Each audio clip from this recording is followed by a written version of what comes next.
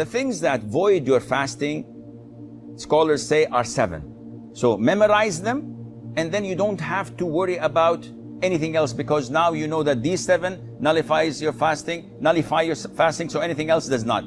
First of all, eating and drinking. So eating and drinking, anything that goes into your stomach,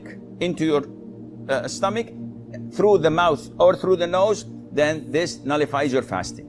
Even if you swallow a stone, it nullifies your fasting.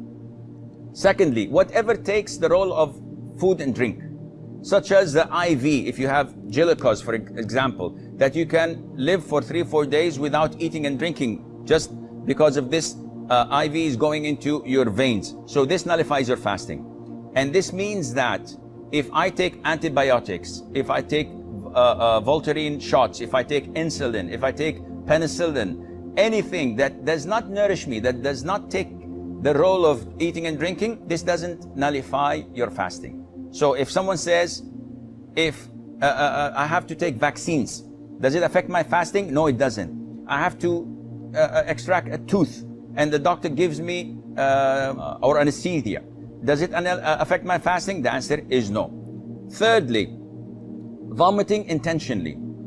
I ate too much, I have something going on, I don't like it, I put my finger or smell something and I vomit intentionally, this voids my fasting. If I ate too much and I feel disturbed and all of a sudden, without me helping it, I'm throwing up, I'm vomiting, this is unintentional, it doesn't affect your fasting. Fourthly, cupping, and this is an issue of dispute among scholars.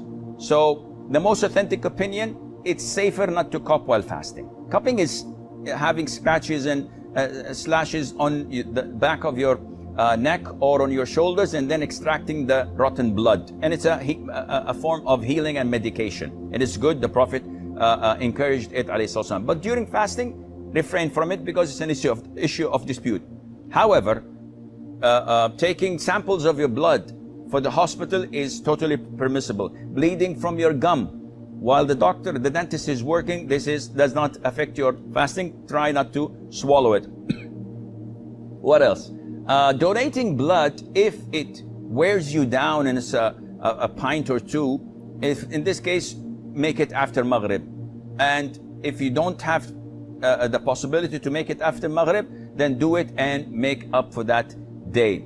Fifthly, ejaculation. Any person ejaculating while he's awake, of course, because this is different than nocturnal emission. What you suffer or what you have of what they call wet dreams when you ejaculate while sleeping, this doesn't affect your fasting at all. But if you do it intentionally while awake, by looking at something or thinking or masturbating, this nullifies your fasting. Sixth is intercourse, and this is the highest of all.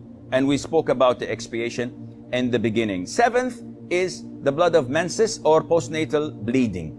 These two, if they exist, then the fast is void, even if it's seconds before the adhan of the Maghrib. Now, if you look at toothpaste and look at these 7 categories, you will find that as long as it doesn't go into your throat, you're in the clear.